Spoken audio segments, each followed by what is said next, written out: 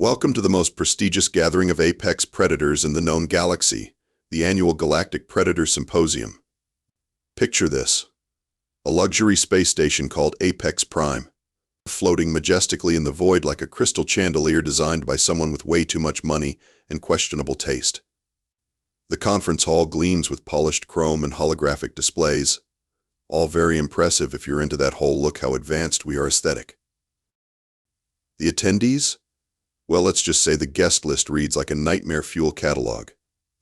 First up, we have Vex'tar the Voidripper, and yes, that's his actual name. 8 feet of crystalline mantis horror, complete with razor-sharp limbs that make scissor sounds when he gestures. His species, the Cathara, evolved from crystal formations that somehow developed a taste for flesh. Charming dinner conversation, really. Then there's Grimjaw Bonecrusher, because apparently subtlety died somewhere around the same time as his homeworld's atmospheric processors. Picture a great white shark that hit the gym for about 3 centuries, then decided to upgrade half his body with military-grade cybernetics. His species, the Squalari, are basically what happens when evolution looks at sharks and thinks, you know what these need? Opposable thumbs, and a complex about being the toughest thing in the ocean.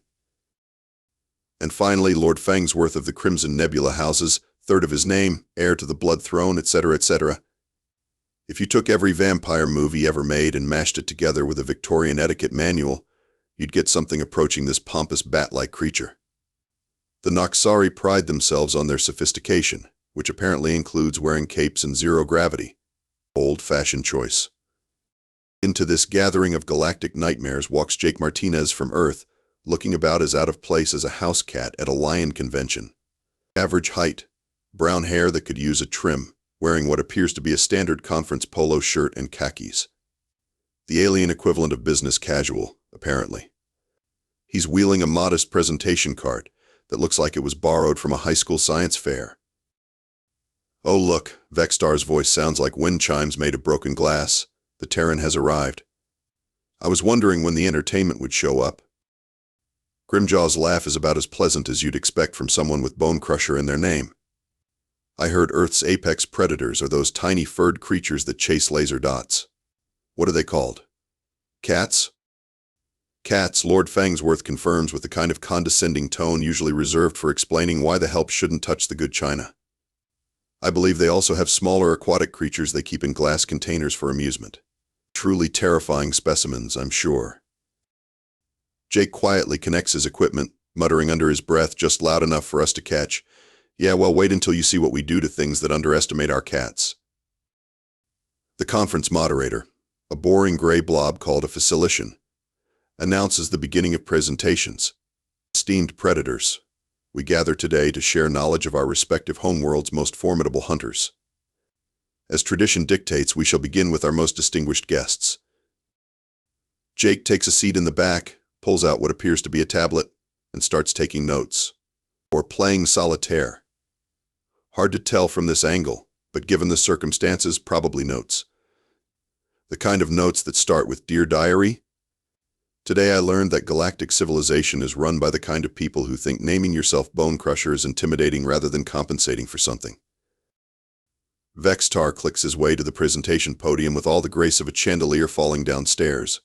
"Fellow apex beings," he begins, because of course he does, "allow me to present the crown jewel of Catharan evolution, the Crystal Stalker." The holographic display springs to life, showing what can only be described as a 50-foot-tall nightmare made of living glass. The thing moves like liquid mercury but cuts through solid rock, like it's made of tissue paper. It's completely invisible except for the occasional light refraction that gives away its position, assuming you're lucky enough to spot it before it spots you. Behold. Vex'tar preens, his crystalline carapace literally gleaming with pride. A creature that hunts by vibration alone. It can sense the heartbeat of prey from 3 miles away and strike with the force of a collapsing star. Our homeworld's lesser species have learned to literally stop their hearts to avoid detection. Most don't survive the attempt. But those who do live to die another day. The assembled aliens make appropriately impressed noises. Jake jots something down. Probably note to self, bring bigger guns. Grimjaw shoulders past Vex'tar with all the subtlety of a wrecking ball, with anger management issues. Impressive, Crystal Boy, but let me show you something from the deep void itself. His presentation shows creatures that make space whales look like goldfish. The void krakens of Squallows Prime are living battleships with tentacles the size of city blocks and beaks that can crack planetoids. They feed on asteroid belts and use dying stars as nesting grounds.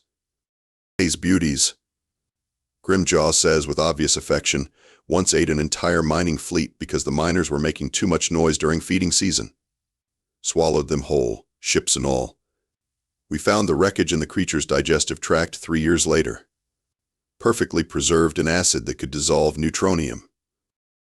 Fascinating, Lord Fangsworth interjects, floating gracefully to the podium in a way that defies several laws of physics and good taste.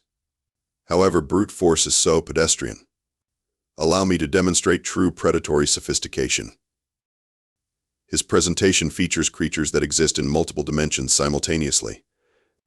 The shadow wraiths hunt by entering their prey's dreams, then following the psychic connection back to reality. They feed on consciousness itself, leaving empty husks that continue breathing but never wake up.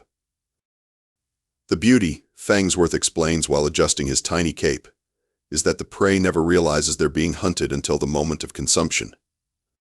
We have entire planets full of dreamless sleepers, maintained in perfect health by automated systems, providing sustainable harvests for millennia. The aliens begin placing bets on what pathetic creature Jake will present. The odds favor house cats at 3-1, with goldfish coming in second at 5-1. Someone's put money on hamsters at 12-1, which honestly seems like a solid investment strategy. Jake raises his hand. Quick question. Do any of these super predators use tools? Tools? Grimjaw scoffs. Why would a perfect killing machine need tools? That's what prey uses to compensate for weakness. Right. Jake nods thoughtfully, just wondering. And they hunt individually, or in packs? Pack hunting is for scavengers, Vex'tar clicks dismissively. True predators are solitary artists. Interesting philosophical position, Jake says, still taking notes. One more question. What's the biggest prey any of these things have ever taken down? The aliens exchange the kind of look that says, is this human serious right now? Lord Fangsworth answers with the patience of someone explaining quantum physics to a particularly slow child. My dear primitive mammal, the shadow wraiths once consumed the collective consciousness of an entire species. 8 billion minds, harvested simultaneously across multiple dimensional planes. I believe that qualifies as big prey by any reasonable standard. Jake nods appreciatively. 8 billion, wow. That is pretty impressive. Really puts things in perspective. Jake approaches the podium with the kind of casual confidence usually reserved for people who know something everyone else doesn't. He connects his presentation device and taps the microphone, which produces the standard feedback screech that makes everyone wince. Sorry about that. Technology, right? He grins sheepishly. So, I'm Jake Martinez representing Earth, and I've got to be honest with you all. After seeing those presentations, I'm feeling a little embarrassed about what we brought to show. The aliens settle in for what they clearly expect to be the comedic relief portion of the evening. Vex'tar's crystalline form practically vibrates with barely contained laughter. You see, Jake continues, our predators are pretty small compared to yours. I mean, we're talking about creatures that weigh maybe 10, 20 pounds at most. Some of them are even smaller. Way smaller. His first slides show exactly what the aliens expected. House cats stalking toy mice. Golden retrievers playing fetch. Humans jogging through parks. The footage is deliberately cute and harmless, shot in that soft focus style typically used for pet food commercials. These are some of our apex predators, Jake explains with apparent sincerity. The feline species here can leap up to 6 times their body length and have night vision that puts most military hardware to shame. The canines have tracking abilities so sophisticated they can follow scent trails that are weeks old. And the humans, well, they're persistence hunters. Grimjaw's laughter sounds like a garbage disposal eating silverware. Persistence hunters? What do? Annoy their prey to death. It's actually kind of interesting, Jake says, warming to his subject. See, humans aren't particularly fast or strong compared to their prey. But they have this weird evolutionary quirk where they just don't give up, ever. They'll chase something for hours, days even, until it collapses from exhaustion. How delightfully primitive, Lord Fangsworth drawls. I assume these persistence hunters target small, weak creatures? Oh, definitely. Tiny things. Hardly worth mentioning, really. Jake advances to the next slide, showing more innocent footage of people hiking, camping, generally looking non-threatening. But here's the thing about our little hunters that I find kind of fascinating. Size isn't really everything in the hunting game, is it? I mean, what matters is intelligence, adaptability, tool use. Tool use, Vex'tar repeats mockingly. Yes, we covered this. The mark of inferior predators. Right, exactly. Although Jake pauses thoughtfully, I suppose it depends on what kind of tools we're talking about. I mean, these tiny hunters have developed some pretty creative solutions to the whole being small problem. He clicks to the next slide. Let me show you what happens when you give these tiny hunters some upgrades. The atmosphere in the room shifts subtly. It's like the moment in a horror movie when the music stops and you know something bad is about to happen, except nobody's quite sure what yet. Now, I want to be clear, Jake says, his tone remaining conversational and friendly. We're still talking about the same basic predator species. Same brain structure, same hunting instincts, same persistence. They've just gotten a little better at the whole tool use thing over the years. Vex'tar stops laughing first. Something in Jake's tone has triggered whatever passes for survival instincts in a crystalline mantis horror from the void. What kind of upgrades are we discussing? Jake's smile doesn't quite reach his eyes. Oh, you know, the usual stuff. Better vision, improved mobility, enhanced striking power. Really basic improvements, honestly. Nothing too fancy. The aliens lean forward despite themselves. Even apex predators, it seems, can recognize the scent of a trap being set, even when they're not sure they're the prey. The thing is, Jake continues conversationally, once you start down that path of using tools to compensate for being small and weak, it becomes kind of addictive. You start with simple things, then you improve them, then you improve the improvements, and before you know it. He pauses for dramatic effect, finger hovering over the next slide control. Well, maybe it's better if I just show you. The first footage that flickers to life shows human soldiers moving through darkness with inhuman precision. Night vision gives their movements an eerie, predatory quality as they coordinate silently through hand signals and electronic communication. The aliens watch as these tiny hunters systematically clear buildings, neutralize threats, and extract targets with surgical efficiency. Now, these are still the same persistence hunters I showed you before, Jake explains cheerfully, just with a few minor equipment upgrades. Enhanced optics, improved communication, standard tactical gear. Nothing too fancy. The aliens are still chuckling, but there's a nervous edge to it now. Grimjaw leans forward, his cybernetic eye whirring as it analyzes the footage. Those are military operations, not hunting. Oh, absolutely, Jake agrees readily. But here's the interesting part about humans. They don't really distinguish between hunting and warfare. It's all just different types of prey to them.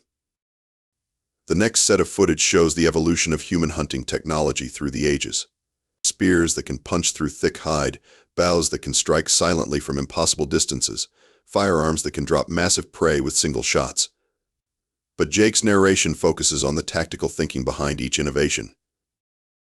See, the fascinating thing isn't the tools themselves. He explains as footage shows a human sniper taking out a target from over a mile away. It's the problem-solving approach. Prey too fast? Build something faster. Prey too big? Build something with more stopping power. Prey too smart? Build something smarter. Vex'tar has stopped making jokes entirely and is now calculating something on what appears to be a crystalline abacus. Those projectile weapons, what's the effective range? Oh, that depends. For personal weapons, maybe a couple miles for precision work. Of course, that's just individual hunters using handheld tools. Jake advances to the next slide with casual indifference. When they started hunting in coordinated groups with vehicle support, the numbers got a little more interesting. The footage now shows human space marines in full combat armor, moving through what are clearly alien environments.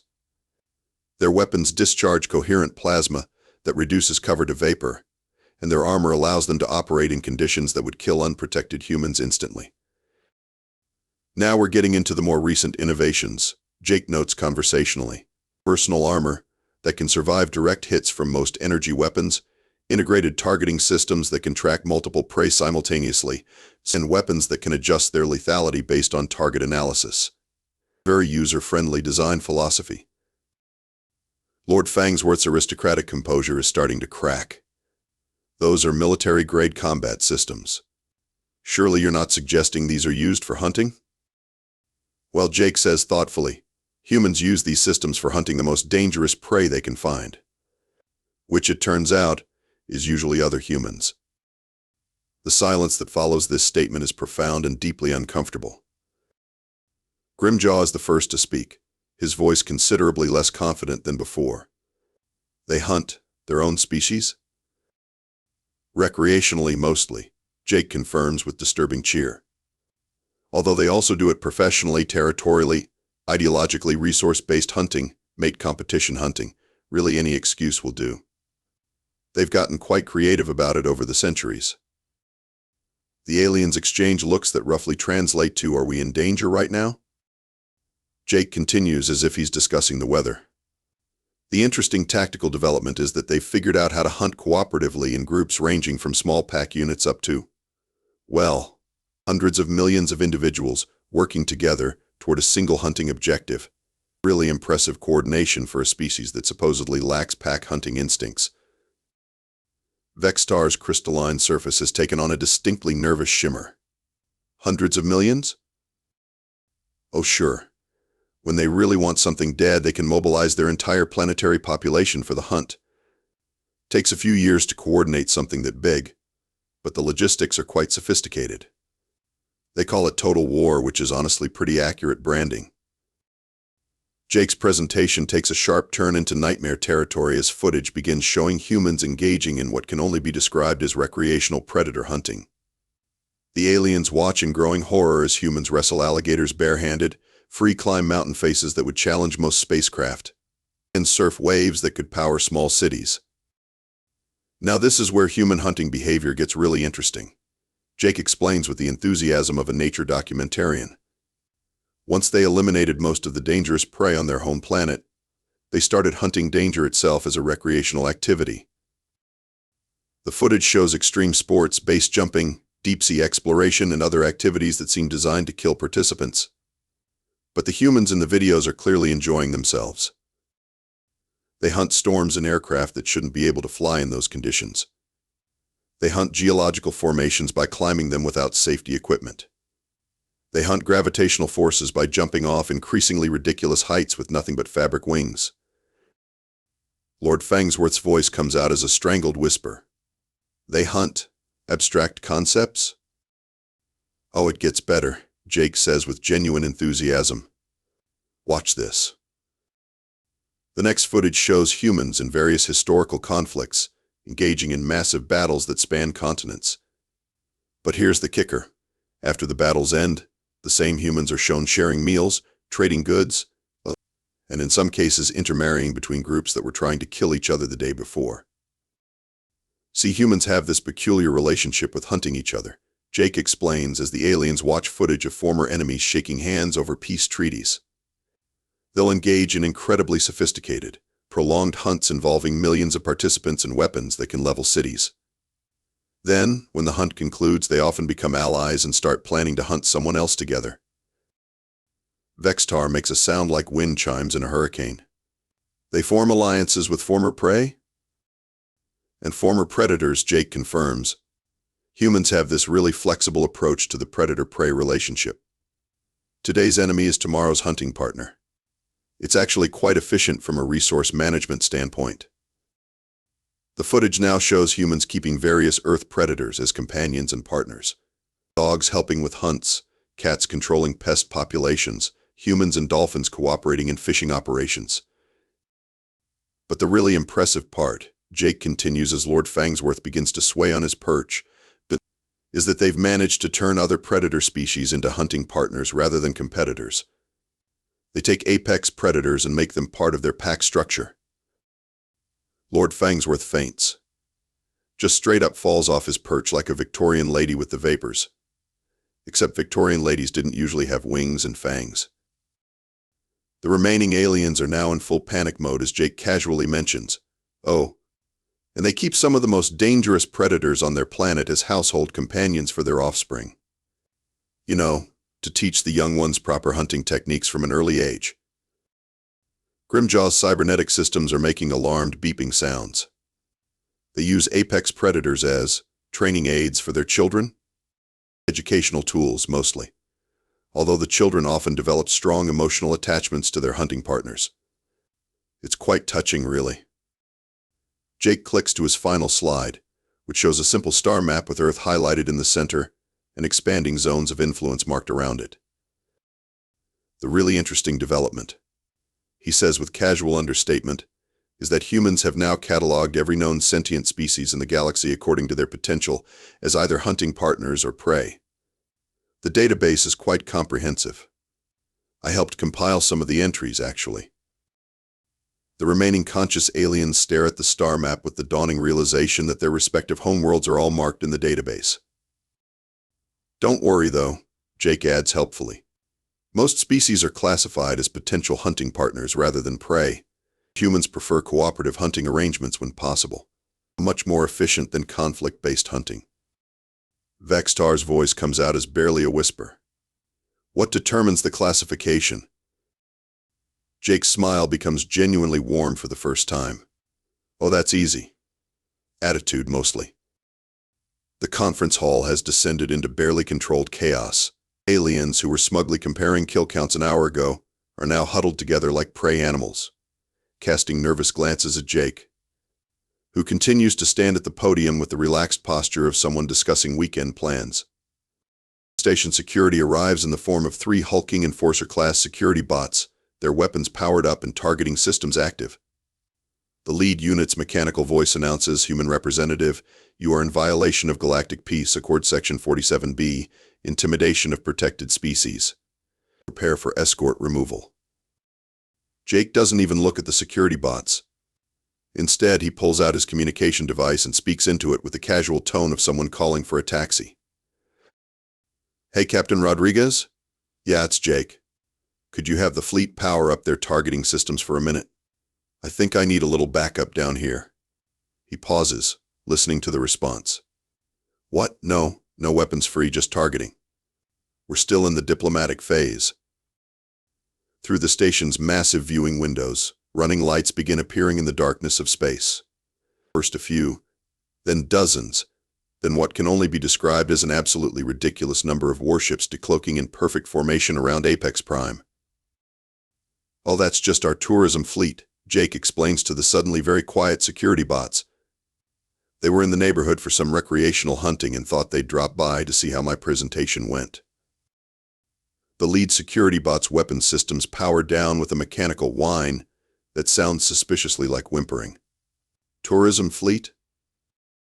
"Well, battle group, technically, but they're off duty, so we call it tourism. Humans like to travel in groups when they're hunting new territories. Exploring new territories. Sometimes the distinction gets blurry." Vex'tar, who has been frantically calculating human ship tonnage and weapons output, finally speaks up. "How many ships are in your tourism fleet?" "Just a standard expeditionary force," Jake replies with casual understatement. "About 300 vessels. Nothing too impressive, mostly just long-range scouts, heavy cruisers, and a couple of planet killers for emergencies. Oh, and the hospital ships, because humans believe in ethical hunting practices." The aliens are now desperately trying to become Jake's new best friend. Grimjaw, whose entire personality was built around being the toughest thing in the room, is practically prostrating himself. "Jake, buddy, pal, friend," Grimjaw says with the kind of desperation usually reserved for insurance salesmen at the end of the month. "I think there's been a misunderstanding. We weren't mocking Earth's hunters. We were, expressing admiration for their compact efficiency." Lord Fangsworth, having regained consciousness, immediately begins what can only be described as diplomatic groveling. Yes, absolutely. The Noxari have always respected human tactical innovation. Perhaps we could discuss a cultural exchange program? We have some lovely hunting reserves that might interest your people. Jake considers this with the thoughtful expression of someone mentally calculating the value of various proposals. Well, humans do appreciate new hunting opportunities, and they're always interested in studying different predator techniques. I suppose we could arrange some kind of consultation service. He pulls out what appears to be a standard tablet and begins making notes. Let's see. Vex'tar, your crystal stalkers might be interesting for our special forces training programs. Grimjaw, those void krakens could provide excellent deep space hunting experience for our naval units. And Lord Fangsworth, dimensional hunting techniques could be very valuable for our intelligence operations. The aliens nod eagerly, apparently not realizing they've just volunteered their apex predators as training dummies for human military units. Of course, Jake adds conversationally, I should mention that my little sister Emma could probably take any of you in single combat. She's 12 and just started her intermediate hunting training. Kids these days are so advanced compared to when I was growing up. The silence that follows this statement is so profound it seems to absorb sound from other dimensions. Jake begins packing up his presentation equipment with the satisfied air of someone who's just concluded a successful business meeting. Well, this has been educational. I should probably report back to the Council that first contact with galactic civilization went smoothly and that we've identified several species interested in cooperative hunting partnerships. He heads toward the exit, then pauses and turns back with an afterthought.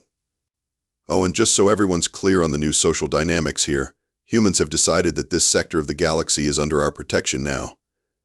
Nothing personal. It's just that we like to keep our hunting grounds properly managed. Sustainable predator populations, habitat preservation, that sort of thing. Protection? Vex'tar's voice comes out as a crystalline squeak. Absolutely. Can't have random conflicts disrupting the local ecosystem. Bad for hunting. Jake's smile is warm and friendly and absolutely terrifying. Don't worry, though. The protection plan is very reasonable.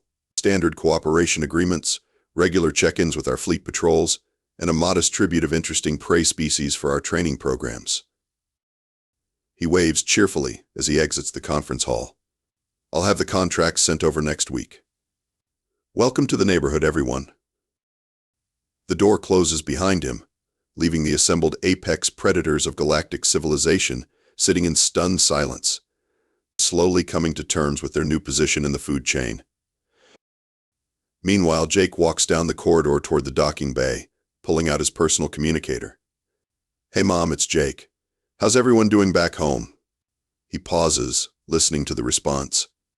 Yeah, the conference went great. Made some interesting new friends. I think they're going to be very cooperative. He chuckles at something his mother says. What? Oh no, Mom. I didn't have to intimidate anyone. I just showed them some family videos. You know how proud humans get when they talk about their hobbies. As Jake's voice fades down the corridor, the camera pulls back through the viewing window to show the human fleet in all its terrifying glory. Running lights twinkling like predatory stars against the darkness of space. And somewhere in the conference hall, Lord Fangsworth finally asks the question that's on everyone's mind. Did anyone else get the feeling that was just the opening bid?